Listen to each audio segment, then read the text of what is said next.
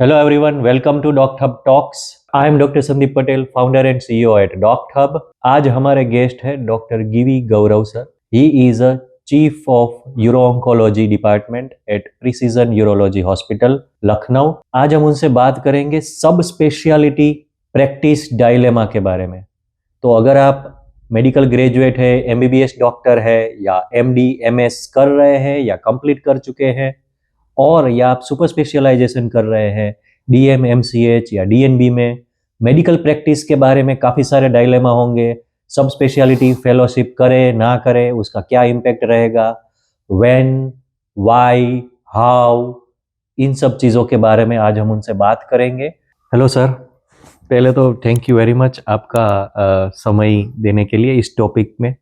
और ये टॉपिक इसलिए भी ज़रूरी है क्योंकि सब स्पेशलिटी प्रैक्टिस काफ़ी सारे फ्रेटर्निटी हमारे मेडिकल के काफ़ी सारे ग्रुप्स में और काफ़ी ग्रेजुएट्स के साथ हम इंटरेक्ट करते हैं. तो ये एक कॉमन डायलेमा, कॉमन कन्फ्यूज़न निकल के आता है कि यार करे ना करे वगैरह. तो इसके बारे में आपसे ज़्यादा इंसाइटफुल हमें एक प्रोफाइल कुछ मिला नहीं, क्योंकि रिसेंटली हमने आपका कॉन्फ्रेंस का एक वीडियो देखा था. पहले तो सर आपका क्या जर्नी रहा? Thank you doctor Sandeep for having me here. बहुत बहुत धन्यवाद.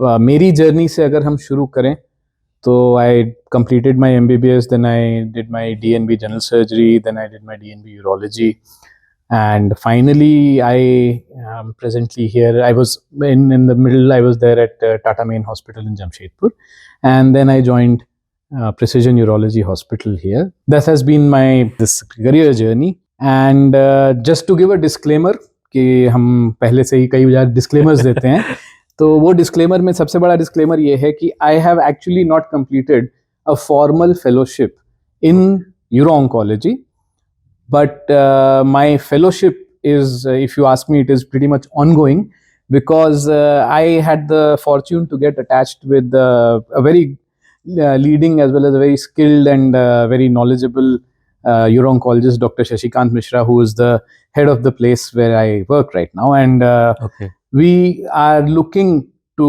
bring uro-oncology as a separate subspecialty focus Lucknow जैसे शहर में, जहाँ पे अभी भी सब स्पेशलिटी फोकस बहुत ज़्यादा शायद नहीं है. अब तो धीरे धीरे होने लगा है, but together we are trying to bring a change कि जब भी आपको किसी एक ऑन्कोलॉजी के या यूरोलॉजिकल ऑन्कोलॉजी के विषय में कुछ अपनी इवैल्यूएशन कराना है, ट्रीटमेंट कराना है, तो वो हम एक सेपरेट विंग शुरू करने के लिए हैं. So that is the first disclaimer that there is no formal fellowship that has been completed.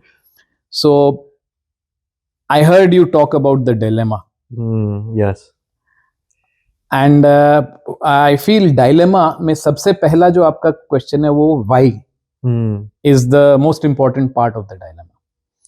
तो I feel that अगर आप मुझसे ही पूछेंगे कि मैंने क्यों नहीं की या क्यों नहीं की, हाँ, और या वाई यूरो ऑन्कोलॉजी आपने क्यों सिलेक्ट किया यार? So why uro oncology is basically क्योंकि मेरा इंटरेस्ट था. मुझे शायद मैं यूरोलॉजी में अगर नहीं होता या किसी और फील्ड में भी होता तो कैंसर बायोलॉजी मुझे एज अ स्टूडेंट हमेशा फैसिनेट करता था. कि एक अगर आप नॉर्मल देखें तो एक नॉर्मल इंडिविजुअल में उनके सारे सेल्स एक रेजिमेन में होते हैं, एक कंट्रोल में होते हैं, और वो कंट्रोल जैसे ही खत्म होता है वो सेल्स कैंसरस हो जाते हैं. तो ये biology had always interested me, and that is why the interest towards oncology, and finally the journey brought me to uro oncology. So that is how I came to uro oncology. अगर कोई resident doctor है, MD MS कर रहा है, right, किसी भी field में है, वो चाहे ऑर्थोपेडिक्स है, पीडियाट्रिक्स है, गाइनेकोलॉजी है, कोई भी जनरल स्पेशलिटी है उसमें कर रहा है, उसकी क्या थॉट प्रोसेस होनी चाहिए? क्योंकि नाउ ड्यूरिंग द रेसिडेंसी उसके दिमाग में काफ़ी सारे सवाल होंगे, राइट. तो अगर उसके जो भी कंफ्यूजन है, डायलेमा है, उसको अगर क्लैरिटी लानी है तो वो किस तरह से उसकी थॉट प्रोसेस होनी चाहिए? आई थिंक किसी भी रेजिडेंसी प्रोग्राम में या किसी भी रेजिडेंट को एक जो सबसे बड़ी क्लैरिटी रखनी है वो ये रखनी है कि ये journey in medicine as a career, इसमें कोई शॉर्टकट नहीं। टाइम एक ऐसी चीज है जो आपको लगेगा, it's not something which you can accelerate. जब आप इस बात से थोड़ा अपने आप को क्लियर कर लेते हैं तो आपका सेकंड क्लैरिटी होनी चाहिए आपका इंटरेस्ट। आपका इंटरेस्ट जिस फील्ड में है, अगर आप उसको परस्यू करेंगे, उसमें हो सकता है टाइम और लगे, लेकिन ग्रेजुअली आप उस जगह पहुंचेंगे जरूर। आजकल एक बहुत ही फेमस वो है कि you do what you love. Now आप जैसे जैसे अपने इंटरेस्ट को परस्यू करेंगे, थोड़ा सा समय लग सकता है, बट जब आप उस इंटरेस्ट को परस्यू करेंगे, थोड़ा आपको उस जगह आप जरूर पहुंचेंगे जहां पे आप कहेंगे कि हाँ यही था जो मैं करना चाहता। तो that is the second clarity that they should have. And I think the third clarity that in the time of your residency you should have is where exactly do I look myself to be 10 years down the line and I mean in terms of my place of work. I mean the location, the city, the area that I'm going to work. I think if you have these three clarities, then a lot can be achieved. Okay. On our DocThub app, we have created a separate window for the fellowships. Anyone go to the window and he can select their stream and the specialization and all the fellowships options across India. They will get it at appear to. We have observed that many professionals, while looking for the fellowship, they try multiple specializations to apply for and look for. So, to those professionals or graduates, while selecting a fellowship, क्या? हाँ, तो ये जो हम बात कर रहे हैं ये तब है जब हमारी second clarity about the interest बहुत ज्यादा डिफाइंड नहीं है। और विच इज नेचुरल, वो हम सबके साथ हुआ। अगर मेरे से कोई पूछता कि आप अपनी रेजिडेंसी में क्या करना चाहते हैं तो शायद मुझे भी नहीं पता है। लेकिन for that the second thing that you must look at is where is it that you are going to practice. अगर मैं यूरोलॉजी की ही बात लेता हूं तो यूरोलॉजी में सब स्पेशलिटी प्रैक्टिस अभी भी इंडिया के टियर 1 या टियर 2 सिटीज तक ही ज्यादा यूज होती है। The moment you go to slightly थोड़ा भी ऑफ बीट्स में तो सब स्पेशलिटी प्रैक्टिस उतना ज्यादा प्रेवलेंट नहीं है। स्पेशलिटी प्रैक्टिस ही प्रेवलेंट हो जाए यही बहुत बड़ी बात है, लेकिन सब स्पेशलिटी अभी भी उतनी ज्यादा प्रेवलेंट नहीं है। तो one has to be mindful कि अब आप अपने करियर में कहां पे अपने आप को पोजीशन करेंगे। मतलब अगर मेरा लोकेशन प्रेफरेंस अगर टियर 3 है कि हाँ यार मुझे इसी सिटी में इसी टाउन में प्रैक्टिस इस्टेब्लिश करनी है, तो मेरे लिए प्रेफरेंस होना चाहिए may be like hands on good if I get during the residency and I confident enough to go and do my specialty practice. Is this rightly I'm putting or क्या? I think it is quite fair. अगर आप ऐसी जगह पे हैं जहां पे आपको हैंड्स ऑन एक्सपीरियंस काफी अच्छे से मिला है, आपको नंबर ऑफ केसेस एक्सपोजर अच्छा है आपका, इन दैट केस आप अवश्य एक ऐसी जगह जाके अपने आप को इस्टेब्लिश कर सकते हैं जहां वो एवेन्यू है ही नहीं। हैविंग सेड दैट, किसी भी resident, I am a surgeon तो I can talk about surgical residents, किसी भी सर्जिकल रेजिडेंट को अपनी सर्जिकल रेजिडेंसी खत्म करने के बाद किसी एक हाई वॉल्यूम सेंटर पे एक सीनियर रेजिडेंसी या एक जूनियर कंसल्टेंटशिप पोजीशन जरूर करनी चाहिए, जिससे कि एक आपकी रेजिडेंसी में आपकी एक हिचक होती है, क्योंकि आप अभी तक एक ककून एनवायरनमेंट में हो, आपको पता है कि आपकी कोई भी गलती होगी एक पीछे कोई खड़ा है आपको संभालने के लिए। लेकिन जब आप इंडिपेंडेंट होते हो तो अचानक से एक डिफरेंट सेट ऑफ आपके सामने जो सेम चीज आप कर रहे हो, लेकिन आपका माइंडसेट बदलता है और वो माइंडसेट मैच्योरिटी का होता है। तो जब आप वो कर लेते हो तो उसके बाद आपको है कि मैं अपनी एक किसी रिमोट तो नहीं कहूंगा बट एक ऐसी जगह जहां पे ये फैसिलिटी नहीं अवेलेबल है, मैं वहां जाके इसको अवेलेबल कराना चाहता हूं। And it is skill based, it is does not involve a lot of infrastructure, then why not, then आप जाके करेंगे। एंड अगर आप मुझसे पूछें तो that is a different kind of challenge with a different set of satisfaction. अगर हम सोचें कि आप खुद अपने जहां से आप हैं या जहां से आपके एंसेस्टर्स हैं, आपने वहां जाके एक नई चीज इस्टेब्लिश की, वो अपने आप में एक अलग सेटिस्फैक्शन है। सो अगर आपको ऐसा है कि if I am looking at my self कि मैं यहाँ जाके करूंगा, तो और मैंने रेजिडेंसी की ऐसी जगह जहां पे मुझे बहुत अच्छे से हैंड्स ऑन मिला एंड आई एम कॉन्फिडेंट कि मैं ये जो भी है ये कर सकता हूँ, व्हाई नॉट। इसी अप्रोच में एक मेरा क्वेश्चन था कि क्या हम ये कह सकते हैं कि कोई भी रेसिडेंट डॉक्टर या वो जब भी अपना पोस्ट ग्रेजुएशन कंप्लीट करता है, he should not jump on the subspecialization directly just because it's a buzz or something going around कि नहीं अभी तो MDMS हो गया तो कुछ ना कुछ फेलोशिप तो करनी ही चाहिए वगैरह। First they need to secure the basic skills और चाहिए like SRCP और आपने जो जूनियर कंसल्टेंसी की बात की। I think you are absolutely right. देखिए, basic skills are required always. You have to be a good doctor to be a good surgeon, क्योंकि surgery is not about just cutting and suturing. It is about how you build up a case. आपने उसको इसको कैसे evaluate किया है, आपने जिसको नहीं ऑपरेट करना था उसको नहीं ऑपरेट किया और जिसको ऑपरेट करना था उसे किया है, और उसके बाद आपने अपने सर्जरी के सारे कॉम्प्लिकेशंस मैनेज किए। You need to be a complete package. You can not be a person who just cuts and sutures. तो आप को बेसिक स्किल्स होना तो डेफिनेटली रिक्वायर्ड है। ये मैं इसलिए पूछ रहा हूँ क्योंकि काफी ऐसे हमने ग्रेजुएट्स भी देखे कि जो फेलोशिप कर रहे हैं उनको शायद डीएनबी या एमसीएच या उन्होंने डीएम कुछ किया है जहाँ पे इनफ एक्सपोजर नहीं है या इनफ कॉन्फिडेंस नहीं है स्किल का, हैंड्स ऑन का, और उन्होंने एक सब स्पेशलिटी फेलोशिप चूज कर लिया है।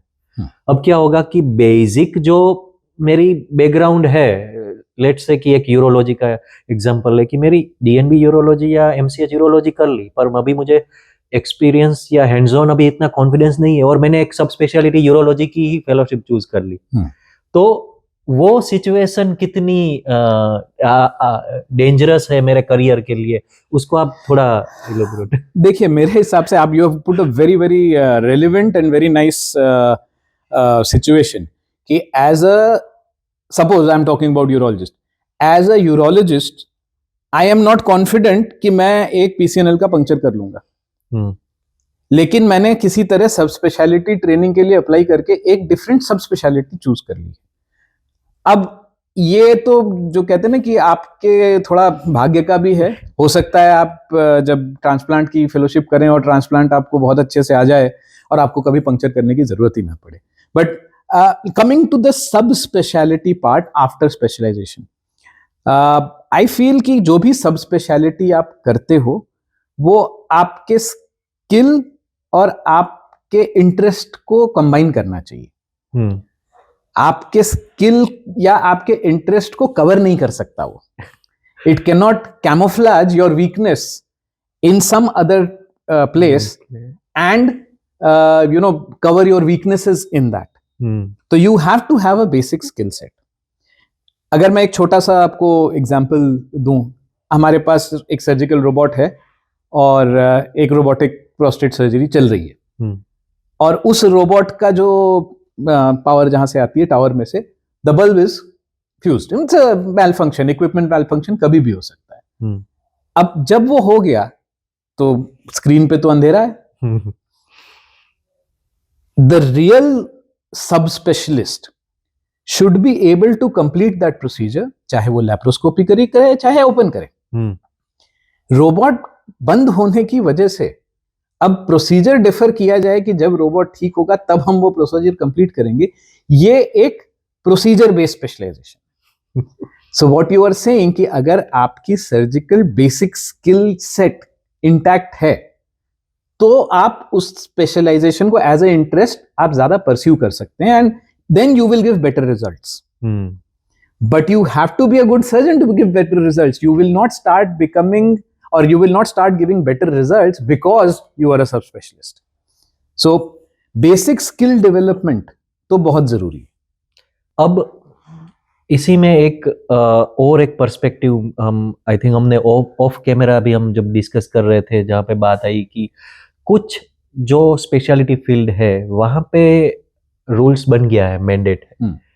अब काफ़ी में अभी काफ़ी स्पेशलाइजेशन में सब स्पेशलिटीज़ तो अभी इवोल्व हो रही है, और कहीं कहीं पे तो very very few, top city में टीयर 1 में भी वेरी फ्यू स्पेशलिस्ट है, राइट। तो वो सिनेरियो आप क्या देखते हैं, और उस सिचुएशन में फॉर एग्जांपल पीडियाट्रिक्स, तो वहाँ पे एक रूल बन गया है कि लाइक तो उसी तरह से डिफरेंट स्पेशलाइजेशन में कुछ होगा, पर कुछ आपका ऑब्जर्वेशन है या उस सिचुएशन में क्या किस तरह से सोचना चाहिए मुझे अपने करियर में? देखिए, उसके लिए मुझे मेरे पर्सपेक्टिव से जितना हमने मेडिसिन एज अ ब्रांच को देखा है, हम सब पहले जनरल सर्जन्स थे। उसमें से आउट ऑफ इंटरेस्ट कुछ लोगों ने यूरोलॉजी परस्यू किया, कुछ लोगों ने न्यूरो सर्जरी परस्यू किया, और कुछ लोगों ने ऑर्थोपेडिक्स परस्यू किया। इसी तरह ये कुछ लोग अपनी अपनी सोसाइटी बनाते गए कि हमें हमारा इंटरेस्ट यूरोलॉजी में है, हमारा इंटरेस्ट ऑर्थोपेडिक्स में है, हमारा इंटरेस्ट न्यूरो सर्जरी में। धीरे उस समय आपको इन सोसाइटीज का मेंबर बनने के लिए कोई फॉर्मल ट्रेनिंग की जरूरत नहीं थी, ना ही किसी सर्टिफिकेशन दिस की वाज द जरूरत। History where we are talking about, we are talking about the history कि डेकेड्स बिफोर, Yes. जब उस टाइम And- पे तो सिर्फ ग्रेजुएशन ही एक डिग्री या If you ask me, it is not that many decades back. हाँ, It is barely 3 decades back. Okay. 3 to 4 decades back. तो हम ऐसे ही शुरू हुए। यूरोलॉजी अगर मैं बात करूं तो यूरोलॉजी में यूएसआई और यूरोलॉजी सबसेक्शन जो है वो द सर्जन्स सोसाइटी से ही अलग हुआ। यूरोलॉजी सोसाइटी ऑफ इंडिया पहले सर्जन्स एसोसिएशन में ही आता था, पर उसके बाद देन ग्रेजुअली वो अलग हुआ। फिर एक फॉर्मल ट्रेनिंग शुरू हुई, वो फॉर्मल ट्रेनिंग की रिक्वायरमेंट्स बनाई गई और उन फॉर्मल ट्रेनिंग्स का सर्टिफिकेशन हुआ। आज हम बात कर रहे हैं कि हम पहले तो जनरलिस्ट हैं, एमबीबीएस, उसके बाद हम स्पेशलिस्ट हैं, मेडिकल स्पेशलिस्ट और सर्जिकल स्पेशलिस्ट, एमडी, एमएस या डीएनबी, या फिर एक तीसरा होता था gynaecology, which was a separate specialisation right from the beginning. अब ये जनरल सर्जरी के सबसेट में से जिसने इंटरेस्ट बेस्ड अलग अलग अपनी स्पेशलिटीज डेवलप की, धीरे धीरे स्पेशलिटीज जब डेवलप हुई तो हम जनरल सर्जन से या जनरल स्पेशलिस्ट से सुपर स्पेशलिस्ट बने। अब जो हम बात कर रहे हैं कि हम सुपर स्पेशलिस्ट के बाद सब स्पेशलिस्ट बनना चाहते हैं। आज जो यूरोलॉजिस्ट सोसाइटी, यूरोलॉजी की सोसाइटी है, उसमें आपको किसी भी सब स्पेशलिटी के सेक्शन का मेंबर बनने के लिए एक मेंबरशिप चाहिए एंड एक इंटरेस्ट चाहिए, और अभी तक कोई फेलोशिप या कोई ट्रेंड सर्टिफिकेट की मैंडेटरी रिक्वायरमेंट नहीं हुई। विद टाइम शायद वो भी होने लगे, लेकिन जैसा हमने एक जो आप मेरे सेमिनार वीडियो की बात कर रहे हैं, उसका टाइटल था is the general urologist going to become extinct, कि क्या जनरल यूरोलॉजिस्ट एक्सटिंक्ट हो जाएगा। आज की डेट में क्या जनरल सर्जन एक्सटिंक्ट हो गया? नहीं हुआ। तो सिमिलरली इनफैक्ट हम ये हमारे जॉब्स में डॉक्टर्स की जॉब वैकेंसी और नर्सिंग काफ़ी सभी स्ट्रीम्स की है, और वहाँ पे हमने ये सिनेरियो देखा है कि इवन काफ़ी हॉस्पिटल्स भी कहते हैं कि we need a good general surgeon who is having laparoscopic and good enough surgical work experience. They find very difficult to get a general surgeon, क्योंकि now everybody after completing MS general surgery they are preparing for the super specialization. तो वो क्या है कि temporary work search करते हैं कि 5-6 महीने के लिए कुछ मिल जाए अटैचमेंट, और फिर again preparing for the super speciality. तो हॉस्पिटल को एक लॉन्ग टर्म जनरल सर्जन मिलना मुश्किल हो गया है अभी। Yes, so that is my point कि आप, और ऐसा नहीं है कि डिमांड खत्म हो गई जनरल सर्जन नहीं, डिमांड है, डिमांड तो अभी भी है। तो जब भी आप किसी भी सब स्पेशलाइजेशन को भी देख रहे हैं तो there are 2 ways to look at it मेरे हिसाब से। एक तो इंटरेस्ट बेस्ड, मेरा इंटरेस्ट है ये करना, मेरे को कोई नहीं रोक सकता, मैं वही चीज करना चाहता हूं, फेयर इनफ। लेकिन मैं कुछ करना चाहता हूं और उस कुछ में मुझे कुछ ये चाहिए। तो एक जो मेरा टॉपिक था कि is the general surgeon going to become extinct, sorry, is the general urologist going to become extinct. तो एक्सटिंक्ट आप तब होते हो जब डिमांड सप्लाई आपकी रेशियो खराब हो जाए, आपका डिमांड है ही नहीं, तो आप एक्सटिंक्ट हो जाओगे। बराबर। तो जब हमने डेटा स्टडी किया तो उसमें 2-3 चीजें दिखाई दी। एक तो ये कि if you look at the share numbers, तो द रेशियो ऑफ से यूरोलॉजिस्ट, या कल को आप बोलिए न्यूरोसर्जन, या आप बोलिए एक orthopaedician, the ratio of patients to the doctor is still very low. और जब यूएस का डेटा देखा जाता है तो उसमें हमें ये देखते हैं कि there is a requirement of almost 100 more urologists to be added to their pool in the coming some time until 2030 उनको और ज्यादा यूरोलॉजिस्ट चाहिए। और सेम चीज इंडिया के साथ है कि यूरोलॉजी के बर्डन को डील करने के लिए हमें और यूरोलॉजिस्ट चाहिए। तो आपके यूरोलॉजिस्ट की डिमांड कम नहीं हो रही, तो एक्सटिंक्शन की बात कहां से आ रही है? जब इस चीज को हम और स्टडी करते हैं तो हमें दिखाई देता है कि in the US as well as in India, all the super specialists are concentrated in some few cities. Yes. Tier 1, Tier 2. Only 0.2% of the cities में आपको ये सारे सुपर स्पेशलिस्ट मिलते हैं। अब जब सारे सुपर स्पेशलिस्ट एक ही जगह हैं और आपको चाहिए कि मुझे ये एक कंसल्टेंट बनना है, तो सब स्पेशलाइजेशन करके मैं कंसल्टेंट बन सकता हूं। उस सिटी में, या उस सिटी में ओके, या तो मैं थोड़ी दूर जाके प्रैक्टिस करूं, या मैं वहां जाके एक सब स्पेशलिटी की फेलोशिप करके कंसल्टेंट बन जाऊं। तो is the sub specialisation a shortcut to a consultant position? ये हमें थोड़ा सा देखने की जरूरत है कि कोई अपने इंटरेस्ट से अगर नहीं कर रहा, अगर वो अपने सिचुएशन और जो उस समय की करियर सिचुएशन है उसकी वजह से कर रहा है, तो उसमें वो कितना ही जस्टिस कर रहा है उस चीज को।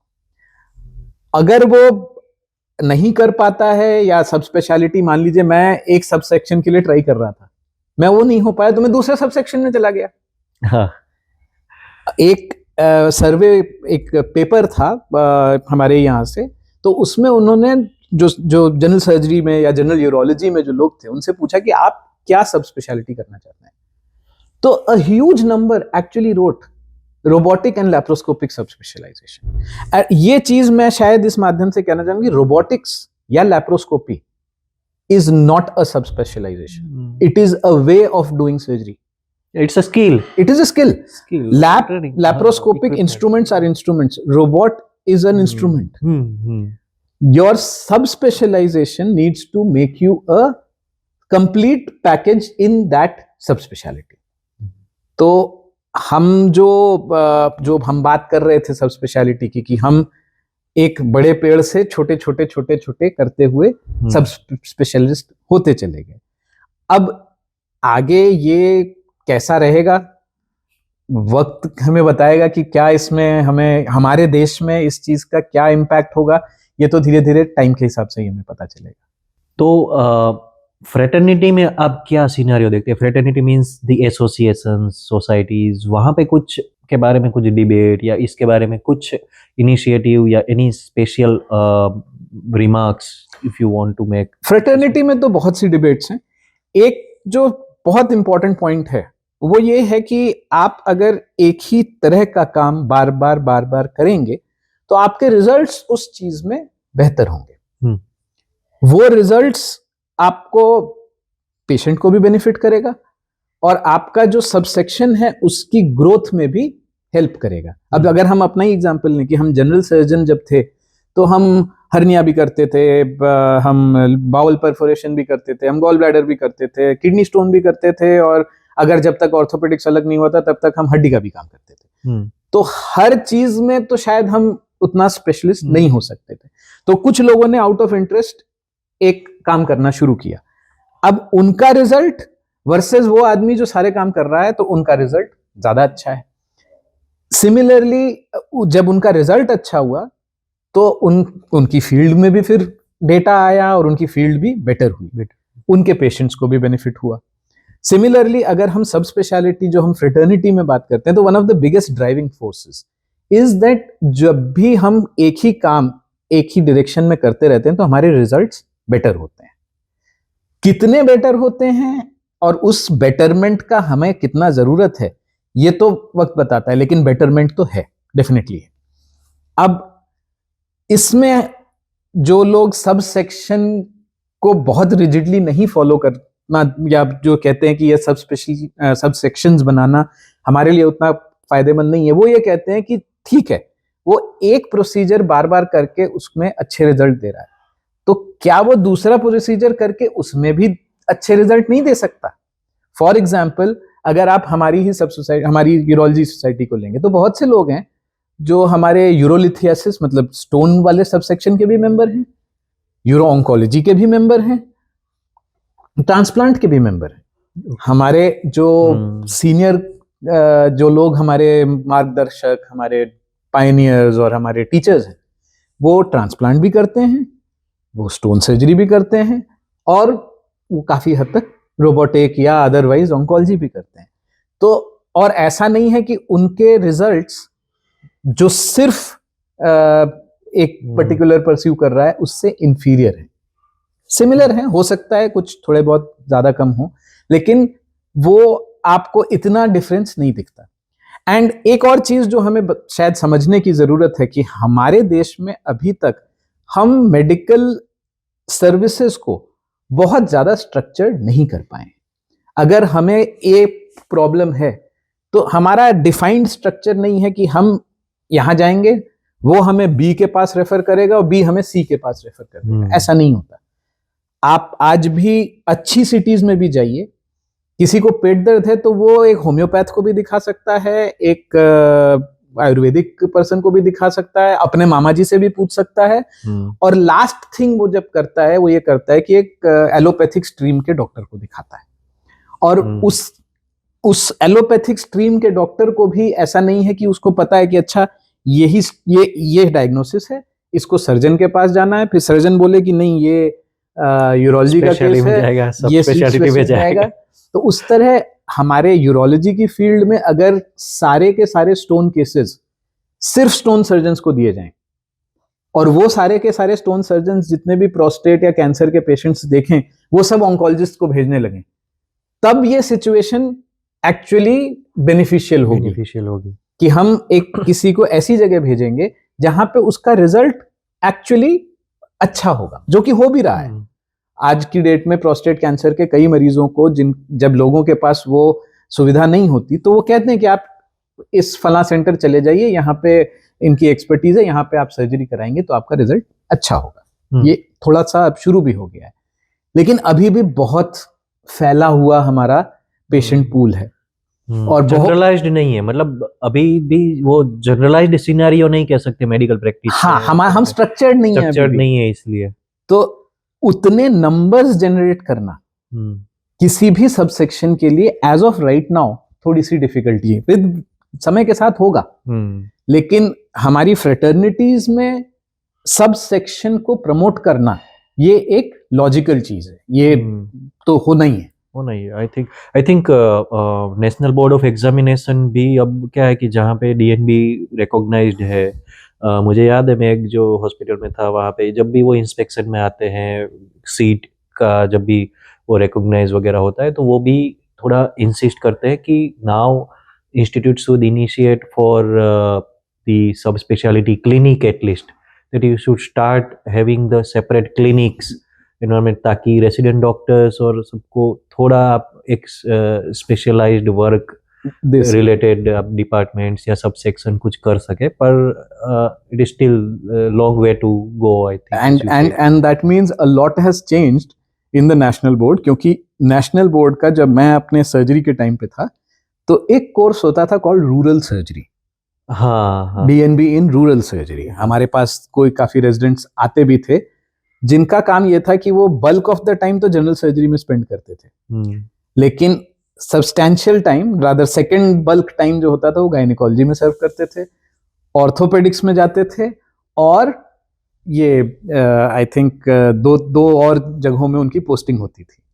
And they were going to be certified as rural surgeons, जो लोग सर्जरी का भी काम देख सकें, हड्डी का भी काम देख सकें और गायनिकोलॉजी का भी काम देख सकें। Basically yes, the manpower, the workforce required to manage in a periphery, probably the rural areas के जहाँ पे एक पर्सन हो जिसको जो बेसिक नीड है वो फुलफिल प्रोवाइड कर सके। तो एक समय तो आप एक जनरलाइजेशन को और जनरलाइज कर रहे थे। हाँ आज आप अब समय की डिमांड को देखते हुए, और ये कोई बहुत ज्यादा समय नहीं हुआ है, 10 साल हुए हैं शायद, आपका पर्सपेक्टिव ये हो गया है कि वी हैव टू हैव सब speciality section. Section So that, if you ask me, that is the reality of our country right now. कि एक तरफ तो हमें एक बहुत मास की जनरल एक कॉमन प्रॉब्लम को एड्रेस करना है जिसके लिए लोग चाहिए, प्लस हमें उन कॉमन प्रॉब्लम्स को एड्रेस करते समय उनको अच्छा रिजल्ट भी देना है.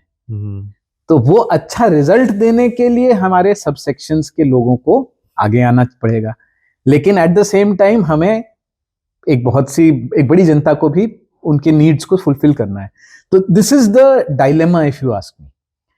और ये डायलेमा जो है, इसमें as somebody who is looking at this dialogue between you and me, कि उसको क्या मिला इससे, तो उसमें मैं यही बताना चाहूंगा कि आपको जगह आप सबके लिए, अगर आप एक सब सेक्शन के सुपर स्पेशलिस्ट हैं, सब स्पेशलिस्ट हैं, कि आप मतलब सिर्फ राइट किडनी का ट्यूमर ऑपरेट करते हैं, आपकी भी जगह है.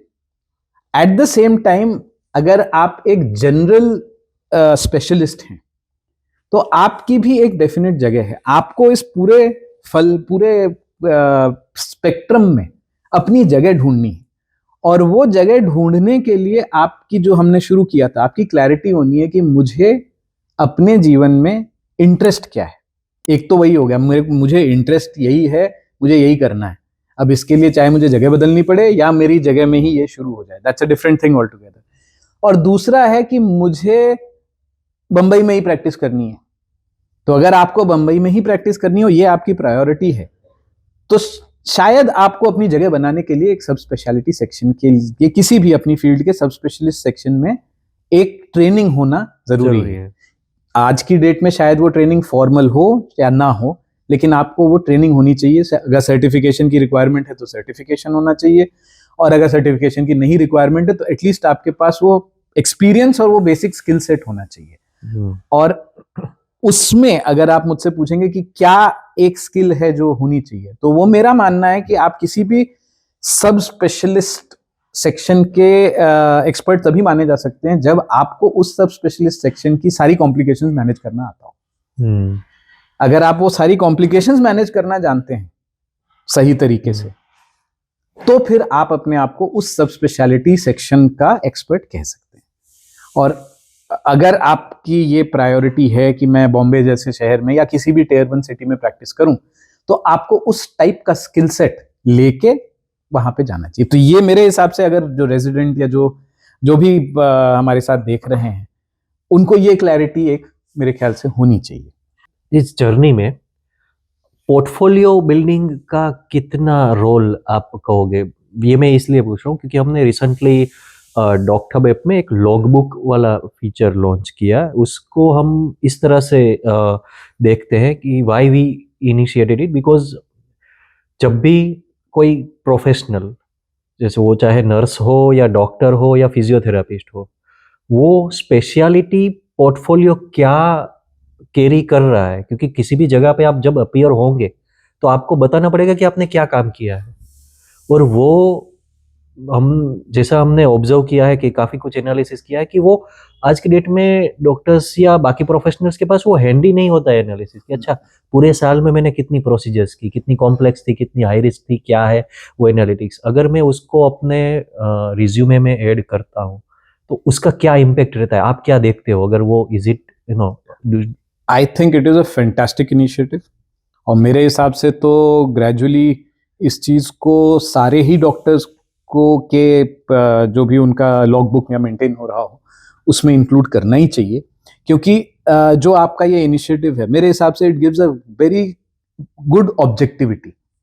अब हमारे सारे जितने लिसनर्स या वो जो हमारे व्यूअर्स हैं, वो भी यही जानते ही होंगे, तो इसलिए उसमें कोई कवर करने की बात नहीं है. लेकिन अभी रिक्रूटमेंट्स या आपको अपनी टीम में लेना, ये बहुत ही सब्जेक्टिव चीज है कि अरे मेरे कॉलेज से इतना तो इसको आता ही होगा. तो आप देखेंगे कि कई जगह सेम कॉलेज के लोग उस एक ग्रुप में बने हुए हैं, या ये उस पर्टिकुलर कॉलेज से है तो इसको कुछ नहीं आता होगा. तो it's a very subjective thing. लेकिन अगर इस तरह की कोई हमारे पास रिकॉर्ड है कि भाई इस बंदे ने 20 स्टैगहॉर्न स्टोन किए, उसमें से 3 के रेसिडुअल फ्रेगमेंट्स बचे, 2 को इन्फेक्टिव कॉम्प्लिकेशंस हुए, ये सारा एक रिकॉर्ड अगर हमारे पास है, तो मेरे हिसाब से तो it is a fantastic tool to assess the surgical management that person is giving, कि उसके सर्जिकल स्किल, उसकी कॉम्प्लिकेशन मैनेजमेंट, उसका पेशेंट वर्कअप कितना अच्छा है, ये आपको एक ही बार में पता चल जाएगा. तो I think it is a fantastic thing for it to become acceptable. जो रिक्रूटिंग एजेंसीज हैं उनको भी इसको वेटेज देनी पड़ेगी. हाँ, ऑफ कोर्स, क्योंकि at the end of the day यही वो रिक्रूटिंग एजेंसीज हैं जो अगर इसको वेटेज नहीं देंगी तो उसका कोई मतलब नहीं है. लेकिन हाँ, अगर एज अ टूल आप पूछें तो मेरे हिसाब से it will go a big distance in objectifying your performance. NABH के लिए अगर जैसे ही जाते हैं तो वहां पे क्लिनिकल ऑडिट बहुत जरूरी है. हाँ, कि आपके कितने केसेस हुए, क्या कॉम्प्लिकेशन रेट है, आपने क्या उसमें चेंज किया, और जब आपने कॉम्प्लिकेशन रेट देखी तो आपने क्या ऐसा किया कि आपकी कॉम्प्लिकेशन रेट कम हुई, और क्या ऐसा हुआ, क्या आपकी कॉम्प्लिकेशन रेट कम हुई या नहीं हुई. तो इस तरह की एक पर्सनल लेवल पे जो आप कह रहे हैं, आपकी एक लॉग बुक या आपकी एक पोर्टफोलियो हो, आई think it is a fantastic thing. And it has a dual benefit हो, क्योंकि काफी सारे प्रैक्टिशनर जो है वो बहुत बिजी है. अब उसको रिसर्च के लिए डेटा बनाना वगैरह कि कितने केसेस हुए क्या है, अगर मैं उसको एक बार लिस्ट बनाने भी बैठूं तो इट इज फॉर डिफिकल्ट. अगर वी थॉट कि अगर उसको सिंगल क्लिक में अपने सारे केसेस का जो भी सर्जरी वाइज एक्सेल शीट में डाउनलोड मिल जाता है तो absolutely they will spend time to analyse and then publish a research paper. वो एक इजी. और ये एक चीज है जो आई थिंक अगेन, जो हम सब स्पेशलिटी सेक्शंस की बात करते हैं और सुपर स्पेशलिटी सेक्शंस की बात करते हैं, उसमें एक ये मेजर चीज होती है कि जो रिसर्च क्वालिटी है वो बेटर है. जो पेपर्स आते हैं वो थोड़े बेटर क्वालिटी के आते हैं. अब ज्यादातर इस तरह की सब सेक्शन प्रैक्टिस जो है इंस्टीट्यूशनल होती है. आप अपनी प्राइवेट क्लिनिक में ऐसी चीज नहीं कर सकते. एटलीस्ट आप शुरू में तो नहीं कर सकते. इंस्टीट्यूट में आपके पास मैन पावर है, आपके पास रिसोर्सेज हैं, तो आप ये सब चीजें कर सकते हैं. जो आपकी ये इनिशिएटिव है, इसके through I think even a single practitioner जो शायद एट जो अपने इंडिविजुअल लेवल जो कर रहा है, वो भी अपना डेटा कोलेक्ट कर सकता है. और फिर ये डेटा अक्रॉस वेरियस रीजन्स अगर हम पूल कर सकें, आई think it is a very good initiative. It's something which at least I should start using.